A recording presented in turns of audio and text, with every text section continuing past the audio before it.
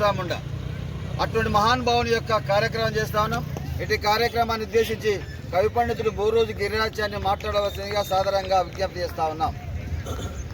ఈరోజు ఆ రోజుల్లో అఖండ భారతదేశాన్ని ఆక్రమించి పరిపాలిస్తున్న బ్రిటిష్ వలసవాదులపై పోరాటం చేసి అతి చిన్న వయసులో మరణించిన మహనీయుడు బిర్సాముండా గారి వర్ధంతి కార్యక్రమాన్ని నిర్వహిస్తున్న ప్రియమిత్రులు రాజారాం ప్రకాష్ సార్ గారు, విశ్రాంత ఇంజనీర్ శ్రీనివాసులు శెట్టి గారు, బాల్మీయ గారు, వెంకటయ్య గారు, మా గురుతులు మిత్రులు నాయకంటి నరసింహశర్మ గారు, రాములు గారు, మహేశ్వరరెడ్డి గారు, శేఖర్ గారు ఈ కార్యక్రమానికి విచ్చేసిన అందరికీ స్వాగతం పలుకుతూ, బిర్సాముండా అనగానే మనకు గుర్తొచ్చేది స్వాతంత్ర సమరయోధుడు, జానపద నాయకుడు, ముండా జాతి గిరిజన జాతికి చెందిన వీరుడు. ఈ బిర్సాముండా గారు ఆ రోజుల్లో 1897 ఆ ప్రాంతంలో బ్రిటిష్ వలసవాదులపై 22 ఏళ్ల వయసులోనే మిలీనేరియన్ ఉద్యమానికి సారథ్యం వహించిన వీరుడు. అంటే బ్రిటిష్ వలసవాదులు అటవిక జాతులపై పన్నులు విధిస్తే వాళ్ళపై పోరాటం చేసి గెలిచిన వీరుడు. ముఖ్యంగా బిర్సాముండా చరిత్రలోకి వెళితే మనం ఆయన బీహార్ అంటే జార్ఖండ్, ఇప్పుడు బీహార్లో అంతర్భాగం జార్ఖండ్ రాష్ట్రంలో కుంతి జిల్లా హుల్హట్ అనే గ్రామంలో సుగుణాముండా కర్మీహట్ అనే పుణ్య దంపతులకు జన్మించారు. అయితే ఆయన చిన్నప్పుడు చిన్నమ్మ ఇంట్లో కొంతకాలం మేకల కాపరిగా ఉన్నాడు.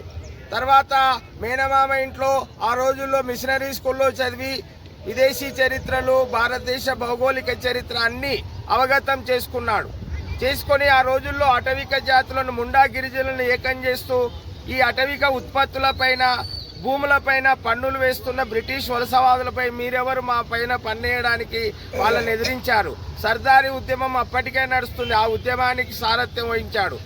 ఇతడు ముఖ్యంగా ముండా గిరిజన జాతి వీరులను ఏకం చేసి బ్రిటిష్ వారిపైన గెరిల్లా పోరాటం చేశాడు. అంటే విల్లంబులు, వాళ్ళు తుపాకులు అయితే వీళ్ళు విల్లంబులతో 400 మందితో పోరాటం 1897, 1900 ప్రాంతంలో పోరాటం చేసి వాళ్ళను కొల్లగొట్టాడు కొంతవరకు.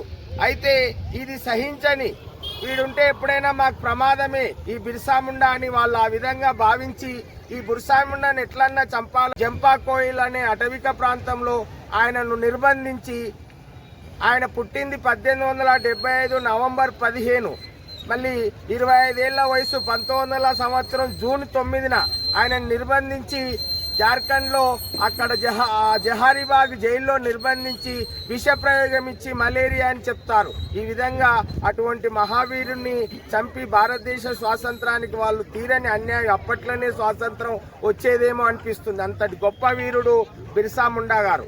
అందుకే బిర్సాముండా ఆయన జయంతిని నవంబర్ 15 ఆయన జయంతిని ఆదివాసీల ఆత్మగౌరవ దినోత్సవంగా జార్ఖండ్ ప్రభుత్వం, జార్ఖండ్ రాష్ట్ర స్థాపన దినోత్సవం కూడా ఆయన జయంతి.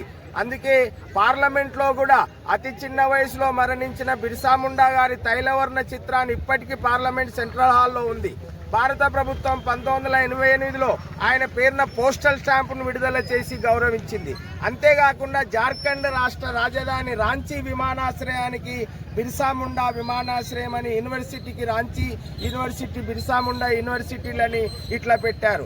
గత ఏడాది కూడా మన ప్రస్తుత రాష్ట్రపతి గారు ద్రౌపది ముర్ము గారు, ఆమె కూడా ఆదివాసీ గిరిజన స్త్రీ, ఆమె కూడా ఆ బిర్సాముండా పోరాట స్ఫూర్తిని గ్రహించింది.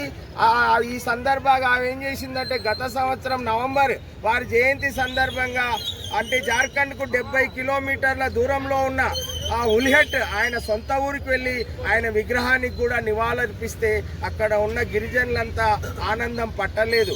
అట్లా ముర్మురే గారిని కూడా గిరిజనులు సన్మానం చేయడం జరిగింది. కనుక అటువంటి అతి చిన్న వయసులో 25 ఏళ్ల వయసులో భారతదేశ స్వాతంత్రానికి ఓ భగత్ సింగ్ లాగా, తర్వాత వీళ్ళంతా బిర్సాముండా అందరికి స్ఫూర్తిగా మన ఆంధ్రలో, అంటే ఇప్పుడు ప్రస్తుతం ఆంధ్రప్రదేశ్లో అల్లూరు సీతారామరాజు లాగా, జల్ జంగల్ జవీన్, కొమరం భీమ్ లాగా ఇట్లా పోరాటము, అంటే ఆయన వీళ్ళకి స్ఫూర్తి అనుకోవాలి. ముందువాడు అంటే 1875లో పుట్టిండు కనుక ఆయన పోరాట స్ఫూర్తి, స్వాతంత్ర స్ఫూర్తి వీళ్ళంతా ఆదర్శంగా తీసుకొని తర్వాతి నాయకులు స్వాతంత్రం సంపాదించి పెట్టారు. కనుక ఈనాడు మన భారతదేశ యువత విద్యార్థులు ఇటువంటి బిర్సాముండా అంటే దేశభక్తిని స్ఫూర్తిగా తీసుకోవాలని ప్రస్తుతం దేశ సమైక్యతకు జరుగుతున్న అన్యాయాలపై పోరాడి దేశ సమైక్యతకు తోడ్పడాలని తెలియజేస్తూ ముగిస్తున్నారు. జోహార్ బిర్సా ముండకు, జోహార్ బిర్సా ముండకు, కొనసాగిద్దాం మహిళల విధానాన్ని, కొనసాగిద్దాం మహిళల విధానాన్ని.